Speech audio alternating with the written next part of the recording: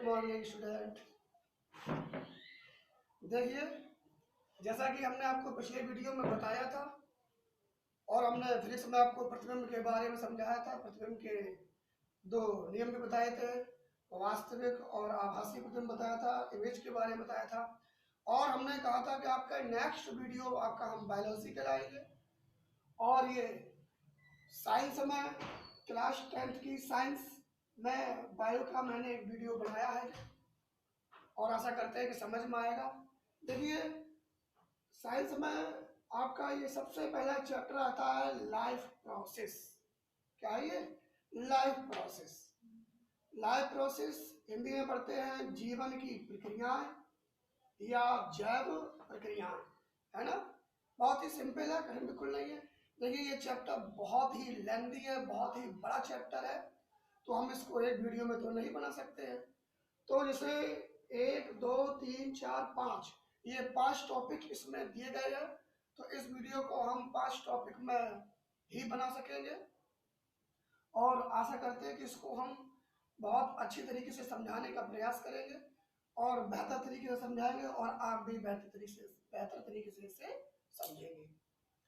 एक बात बताना चाहूँगा आप लोगों को कि क्या कहें भाई, आप लोग तो समझदार हो कि आप ये सब्जेक्ट जो बायो है और ये सब्जेक्ट में थोड़ा भाषा अधिक होती है और इस भाषा में बड़े अजीब अजीब अटपटे अटपटे से शब्द होते हैं जो हमें जबान से लेने में थोड़ी लड़खड़ा जाती है। हमारी जबान सही से उन्हें हम बोल नहीं पाते हैं और इस बायो चैप्टर में हमें इनके शब्दों का सही से हमें ज्ञान भी नहीं होता है।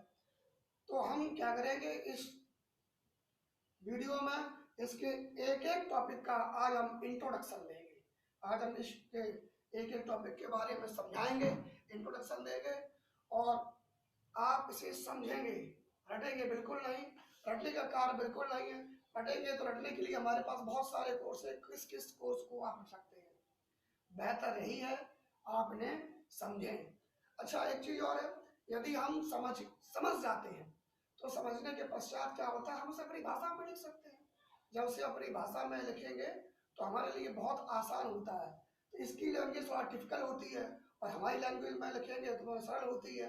लेकिन ये भाषा सरल जब होगी जब हमें इस इंडेक्स में उपस्थित एक एक टॉपिक जो है इनका हमें मीन पता हो, इनका हमें मतलब पता हो, इसमें भाई क्या आता है, क्या होता है न्यूट्रिशन, क्या होता है संवहन या परिवहन, क्या होता है श्वसन, क्या होता है उत्सर्जन और क्या होता है प्रजनन। ये सारे टॉपिक्स हमें शब्दों में के साथ साथ मेंटली भी हमें तैयार होना चाहिए। भाई हमें और अच्छे तरीके से हमें पता होना चाहिए कि शब्दों का मतलब क्या है, हमारे जीवन में इन शब्दों का महत्व क्या है, ये हमारे जीवन में किस किस तरीके से जुड़ी हुई है। हमें इन टॉपिक्स के बारे में अच्छे तरीके से आना चाहिए। पढ़ना बिल्कुल नहीं है, समझने का प्रयास करना है। सबसे पहले तो हमें आपसे बात ये पूछेंगे कि अगर हम पूछे आपसे कि मकान की अर्थात जो हमारे हम लोग जिस घर में रहते हैं तो हमारे मकान की निर्माण की इकाई क्या है, बताइए क्या है, पता है? तो मकान के निर्माण की इकाई है एक ईंट। क्या है? उसकी ईंट है। जब एक एक ईंट जुड़ती चली जाती है तो एक दीवार का निर्माण होता है। जब दो या दो से अधिक दीवारें बन जाती है तो एक कमरे का निर्माण होता है। जब कमरे दो या दो से अधिक कमरे हो जाते हैं तो एक मकान का निर्माण हो जाता है, एक घर का निर्माण हो जाता है। ठीक इसी प्रकार से हमारा शरीर भी है। क्या है हमारा शरीर? एक बहुविकल्पी क्वेश्चन आता है, बहुत छोटा सा आ जाता है, आपको तैयार अभी आपको हम तैयार करा देते हैं। जैसे पूछ दिया जाता है कि मानव निर्माण की इकाई क्या है, मनुष्य के शरीर के निर्माण की इकाई क्या है। तो मनुष्य के शरीर के निर्माण की इकाई या मानव शरीर के निर्माण की इकाई क्या है? हमारी सेल। क्या है? सेल। सेल यानी कि कोशिका। तो हमारे शरीर में बहुत सारी कोशिकाएं हैं, असंख्य कोशिकाएं हैं, मतलब बहुत सारी कोशिकाएं। जब ये बहुत सारी कोशिकाएं परस्पर मिल जाती हैं तब ये कोशिकाएं, बहुत सारी कोशिकाएं जब मिलती हैं तो ये कोशिकाएं मिलकर ऊतक का निर्माण करती हैं। किसका निर्माण करते हैं? ऊतक का निर्माण करते हैं। अब ऊतक भी कई प्रकार के होते हैं। एपिथीलियम ऊतक होता है, सरल ऊतक होता है, जटिल ऊतक होता है ना, और भी ऊतक होते हैं। ये ऊतक जो है हमारे शरीर का निर्माण करते हैं। हमारे शरीर में जैसे उंगली की बनावट, हमारी बॉडी की बनावट, जिम करते हो ना, ये जोड़े शोड़े फूल जाते हैं, बॉडी टाइट हो जाती है ना, और बॉडी हमारी 8 पैक 6 पैक बॉडी है, 4 पैक बॉडी दिखाई देने लगती है। ये सब क्या ऊतक होता है। जब हम अधिक से अधिक वर्क हार्ड करते हैं, कठिन परिश्रम करते हैं, तो हमारी बॉडी मैकअप हो जाती है, हमारी बॉडी सुंदर, अट्रैक्टिव, चार्मिंग, ब्यूटीफुल और बहुत ही गठीली बॉडी हो जाती है। हम लोग दिखाते हैं, देखो मेरी बॉडी कितनी अच्छी है ना। क्या मजाक की बात थी। अब जब ये बहुत सारे ऊतक मिल जाते हैं तो अंग का निर्माण करते हैं। तो मानव शरीर के निर्माण की इकाई अब क्या है? ऊतक है, सॉरी सेल्स है। क्या है? मानव शरीर के निर्माण की इकाई हमारी क्या है? सेल है। मानव शरीर के निर्माण की इकाई सेल क्या है? सेल, यानी कि कोशिका। जब ये कोशिकाएं, बहुत अधिक कोशिकाएं जब मिलती हैं तो ये टिश्यूज अर्थात ऊतक का निर्माण करती है। और ये बहुत सारे ऊतक मिल जाते हैं तब ऑर्गन, किसका? अंग का निर्माण करते हैं। जैसे उंगली का है, हथेली का है, हाथ का है, पैर का है, ये क्या करते हैं? अंग का निर्माण करते हैं। जब बहुत सारे अंग बनते हैं तो हमारा बन जाता है अंग तंत्र। अंग तंत्र यानी कि हमारी पूरी बॉडी बन जाती है ना। तो हमारे शरीर में बहुत सारी चीजें आती हैं, जैसे आंख, नाक, मुंह, गला, पेट, अंदर की बहुत सारी चीजें आती हैं। किडनी है ना, आपके फेफड़े हैं, है ना, आपका हृदय है, यकृत है, लीवर है, और बहुत सारे ऑर्गन्स का निर्माण होता है। जब बहुत सारे अंग बनते हैं तो अंग तंत्र। अंग तंत्र मतलब ऑर्गन सिस्टम। देखिए, हम आपको बायो हो, चाहे फिजिक्स हो, चाहे केमिस्ट्री हो, हिंदी इंग्लिश दोनों में लिख देते हैं। वो इसलिए लिख देते हैं कि आप लोग यूपी बोर्ड के स्टूडेंट तो है ही, सीबीएसई बोर्ड तो नहीं है, आपकी इंग्लिश इतनी अच्छी भी नहीं होती है। तो हम इसलिए हिंदी इंग्लिश दोनों में लिखते हैं ताकि आपके दिमाग में ये मीनिंग्स रहें, आपको इनके बारे में याद रहे। जब आप अगली कक्षा में पहुंचेंगे, अगली से अगली कक्षा पूछेंगे, अब आप जब आप बायो या फिजिक्स या केमिस्ट्री पढ़ेंगे तो आपको इस चीज का आभास ना हो कि भाई हमने इंग्लिश में शब्दों को नहीं पढ़ा, हमें इंग्लिश की मीनिंग से याद नहीं है कि हम अंग को क्या पढ़ते हैं, ऊतक को क्या पढ़ते हैं, कोश को क्या पढ़ते हैं। तो इन चीजों से आप वंचित ना रहें, इसलिए आपको हम हिंदी इंग्लिश दोनों में दिखा देते हैं। और ये अंग तंत्र ही क्या करते हैं? मानव शरीर का निर्माण करते हैं। क्या करते हैं? मानव शरीर का निर्माण करते हैं। तो हमने क्या बताया कि मनुष्य के शरीर की इकाई क्या है? तो क्या है? मानव कोशिका, सेल्स हैं, कोशिकाएं हैं। जब बहुत सारी कोशिकाएं मिलती हैं तो ऊतक, टिश्यूज का निर्माण होता है, टिश्यूज फॉर्मेशन होता है। जब बहुत सारे ऊतक मिलते हैं तो ऑर्गन का निर्माण होता है। जब बहुत सारे ऑर्गन्स मिलते हैं, अंग मिलते हैं, तो ऑर्गन सिस्टम अर्थात अंग तंत्र का निर्माण होता है। और ये अंग तंत्र ही मानव शरीर का निर्माण करते हैं, है ना। देखिए, ये बायोलॉजी को अक्सर बच्चे जो है छोड़ देते हैं परीक्षा में। हम देखते हैं करीब हमें 7-8 साल 10th क्लास की कोचिंग को पढ़ाते पढ़ाते हो गया और बहुत सालों से मैं पढ़ा रहा हूँ। अक्सर हम बच्चों को देखते हैं तो वो फिजिक्स केमिस्ट्री पे ध्यान ज़्यादा देते हैं, खास तौर पर फिजिक्स पे ध्यान देते हैं, और उसके बाद केमिस्ट्री पे ध्यान देते हैं, उससे कम केमिस्ट्री पे ध्यान देते हैं, और उससे भी कम वो बायोलॉजी पर ध्यान देते हैं। देखिए, 10th में हमें तीनों साइंस पढ़ने होती हैं, इसलिए तीनों साइंस पढ़ाई जाती है। जब अगली कक्षा जब आप 11th में पहुंचेंगे तो आपको एक स्ट्रीम अर्थात आई मीन टू से आपको एक साइड को चुनना पड़ता है कि आप मैथ साइड लेंगे, मैथ से पढ़ेंगे, कि आप बायोलॉजी से पढ़ेंगे। जो मैथ के स्टूडेंट होते हैं तो उनको हिंदी, इंग्लिश, फिजिक्स, केमिस्ट्री और मैथ पढ़ना होता है। जो बायो के स्टूडेंट होते हैं वो हिंदी, इंग्लिश, फिजिक्स, केमिस्ट्री और बायोलॉजी पढ़ना होता है। तो आपने देखा कि हम चाहे मैथ से पढ़ें चाहे फिजिक्स से पढ़ें, हमें केमिस्ट्री और फिजिक्स हमारे लिए बहुत ही मस्ट है। और आप जब अगली कक्षा में कहीं भी पहुंचेंगे, कोई सा भी कंपटीशन पास करेंगे, तैयारी करेंगे, स्टडी करेंगे, उसमें फिजिक्स, केमिस्ट्री और मैथ वेरी वेरी मस्ट, बहुत अधिक आती है। तो देखिए, कोई सा भी विषय हो, यदि हमें मुझे उसका बेसिक नहीं आता है तो हमें वो बहुत ही कठिन दिखाई पड़ेगा। जैसे मान लीजिए आप फिजिक्स ले लीजिए, फिजिक्स में हमें शब्दों का ज्ञान नहीं पता है, हमें राशियां पता नहीं है, सदिश राशि होती है, अदिश राशि होती है, क्या होती है, ना हमें कार के बारे में पता है, ना हमें वेग के बारे में पता है, ना हमें विस्थापन के बारे में पता है, ना मुझे त्वरण के बारे में पता है, ना मुझे विरोधी त्वरण के बारे में पता है, ना मुझे संवेग के बारे में पता है, ना मुझे द्रव्यमान के बारे में पता है, ना मुझे भार के बारे में पता है। Anybody else topic of physics, मतलब मुझे फिजिक्स के किसी टॉपिक के बारे में पता नहीं है तो आप फिजिक्स में कुछ भी नहीं कर सकते, व्यर्थ है, आप कोरी कागज है। ठीक इसी प्रकार से केमिस्ट्री में भी है। यदि केमिस्ट्री में मुझे सबसे पहले तत्वों के बारे में पता नहीं है कि हमारे आवर्त सारणी में वर्तमान में कुल कितने तत्व हैं, और पहले कितने तत्व थे, उसके बाद कितने तत्व हुए, और वर्तमान में आज कितने तत्व हैं, तत्वों के संकेतांक क्या है, सोडियम का प्रतीक क्या होता है, एन, बहुत से लोग एस बता देते हैं। भाई हर जगह उसके नाम से ही प्रतीक नहीं बनता है।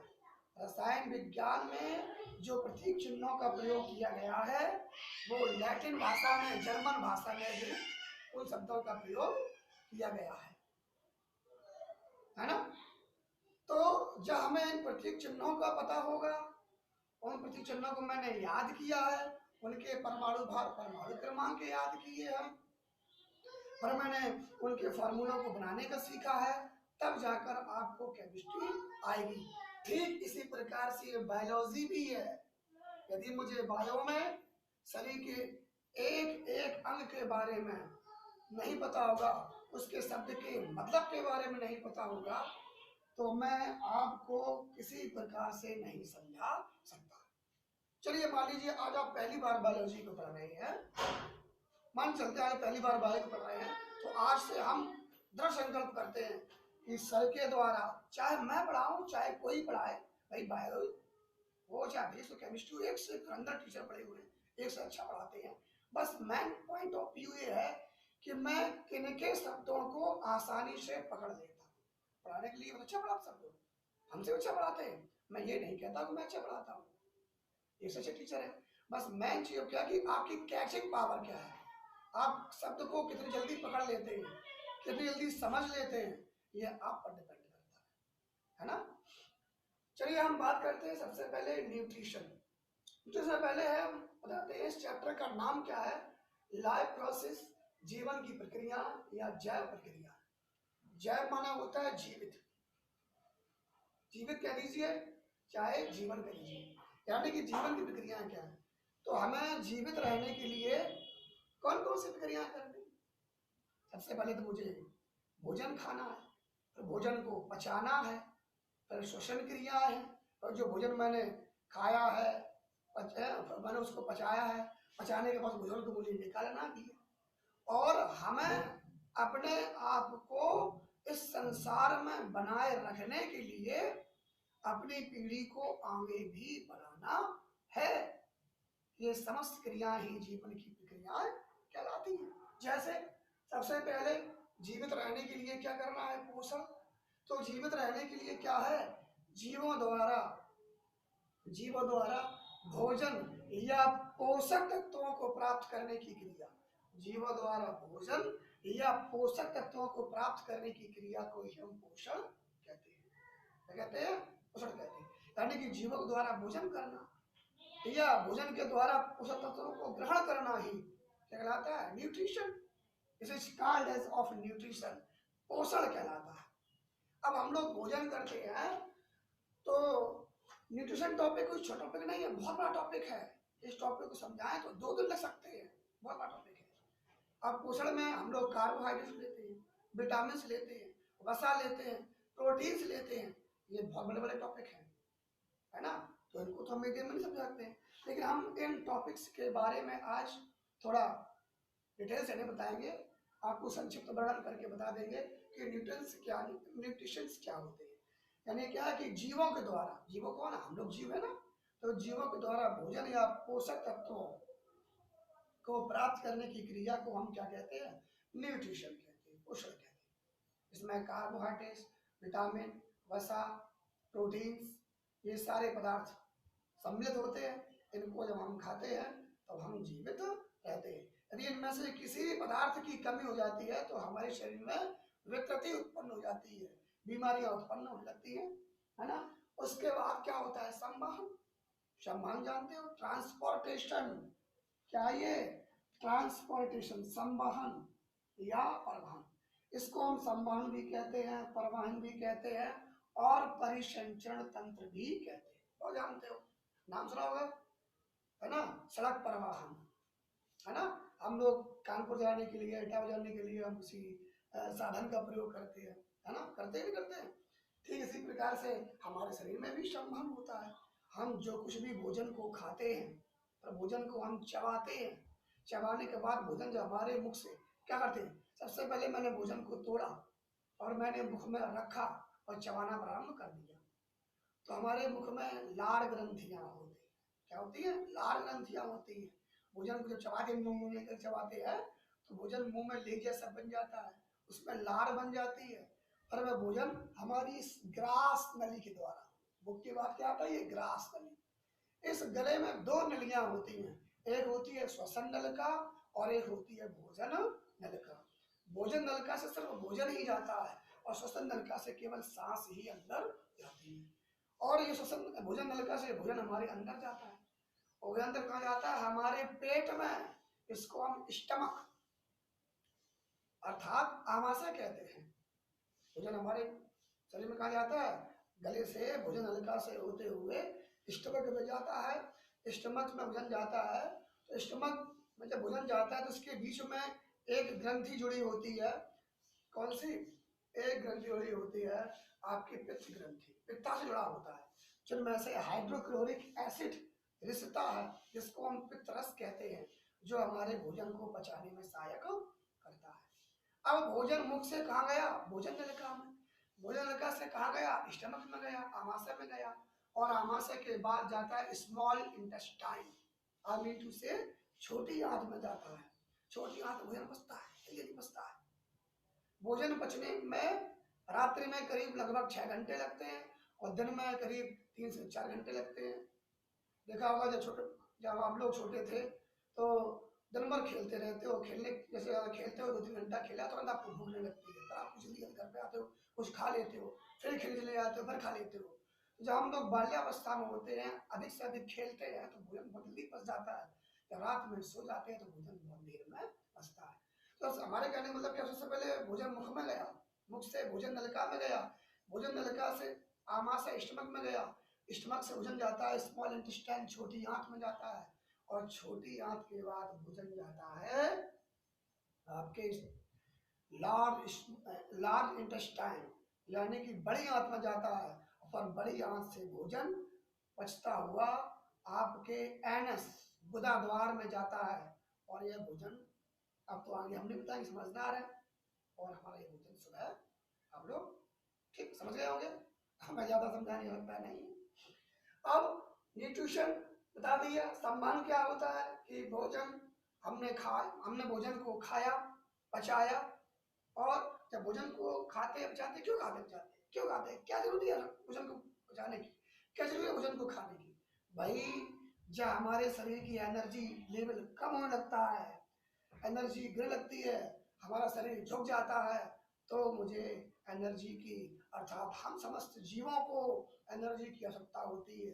जब हम भोजन खाते हैं तो ये भोजन को जब हम पचा लेते हैं तो उससे हमें ऊर्जा प्राप्त होती है और यही ऊर्जा है हमारे शरीर को प्रदान होती है।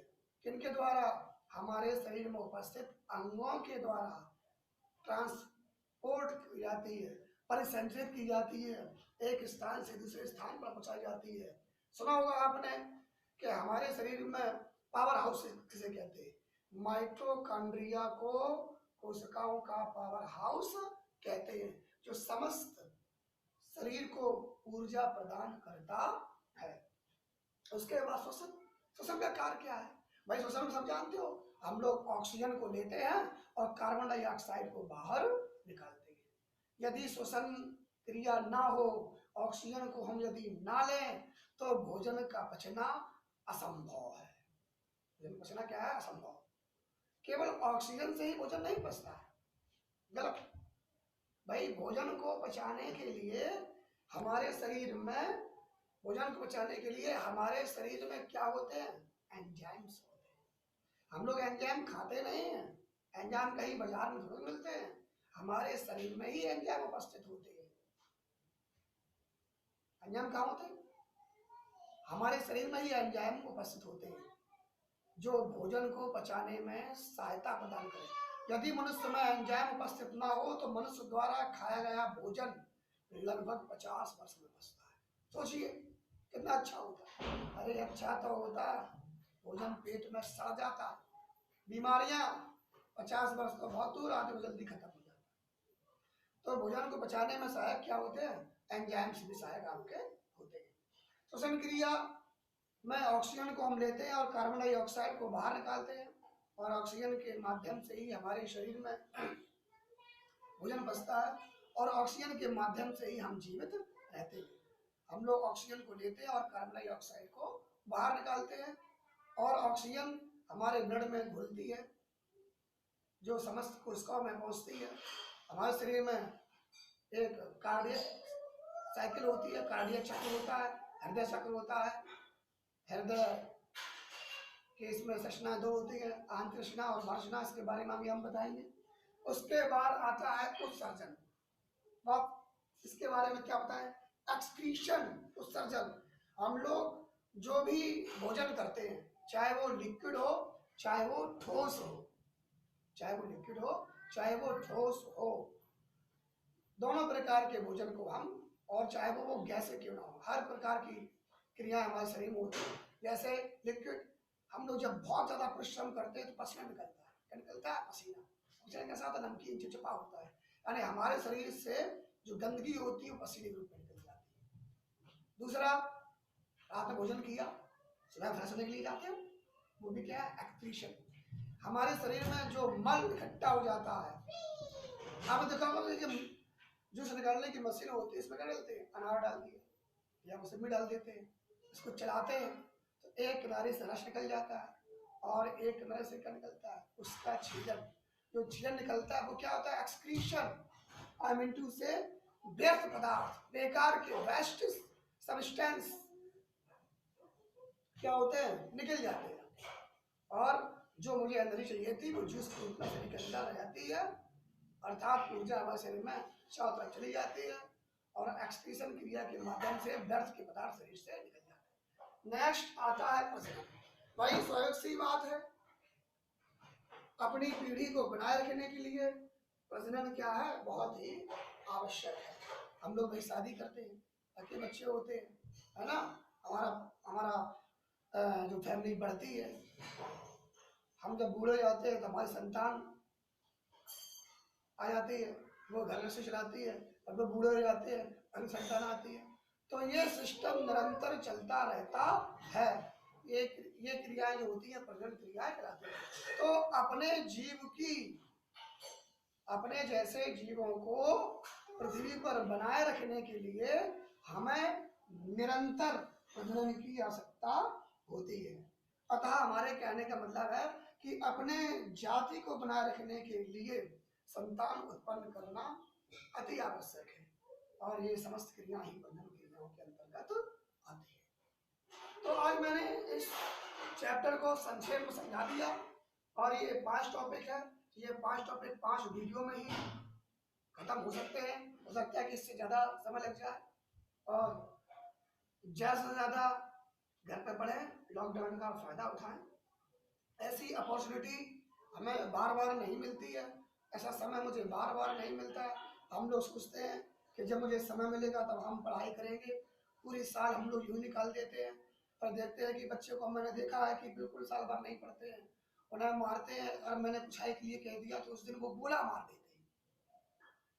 देखते हैं जैसे मैंने आज कह दिया, आज हम केमिस्ट्री का फर्स्ट चैप्टर पूछेंगे, या बायो का मैं ये टॉपिक पूछूंगा, या फिजिक्स का मैं ये टॉपिक पूछूंगा, तो बच्चे डर के मारे, हम देखते हैं क्लास में छुट्टी, लंच में छुट्टी मांग के भाग जाते हैं। अगर मेरा लंच के बाद पीरियड होता है, छुट्टी मांग कर भाग जाते हैं, या उससे पहले छुट्टी मांग के भाग जाते हैं, अपने घर चले जाते हैं। या कुछ बच्चे तो आते ही नहीं हैं, जो अपने भविष्य के प्रति चिंतित हैं, जो चाहते हैं कि मेरा फ्यूचर अच्छा हो, तो वो लोग पढ़ते हैं, मेहनत करते हैं, और उनका उन्हें परिणाम मिलता है। भले ही आप गवर्नमेंट की तरह से पास हो जाएं, लेकिन आपकी अंतरात्मा बताती है कि हम मैंने हाई स्कूल या इंटर या अन्य कक्षाओं को मैंने कैसे पास किया है, ये आप हमसे बेहतर जानते होंगे, है ना। तो मन से पढ़े, मन लगा के पढ़े, अधिक से अधिक समझने का प्रयास करें। ऐसा करते हैं समझ में आया होगा। बहुत ही कम समय होता है, इतना तो मेरे पास नेट भी नहीं होता है कि आपको हम बहुत अधिक देर तक पढ़ा सके। ये 20-25 मिनट का वीडियो बन जाता है, इतना ही काफ़ी है। अगले टॉपिक में आपको बायो के अगला जो नेक्स्ट वीडियो हम बनाएंगे उसमें आपको हम न्यूट्रिशन, पोषण के बारे में हम विस्तार से पढ़ाएंगे। और आप लोग सभी स्टूडेंट जो है नूतन प्रकाशन बुक जो है खरीद ले। ये बुक जो है कुमार मित्तल की है, ठीक है, बुक सेलर के पास आ गई है। ये सब लोग बुक खरीद लें, 10th क्लास की बुक है। और जो भी टॉपिक को हम पढ़ाएं, हम देखिए लिखाएंगे तो खैर नहीं, क्योंकि बहुत बड़ा होता है बायोलॉजी में। आपको हम एक एक टॉपिक को, एक एक लाइन को विस्तार से विद एग्जाम्पल के आपको हम समझाएंगे और अपना नोट्स आप घर पर स्वयं बनाएंगे। ठीक है, आज के लिए इतना ही, धन्यवाद।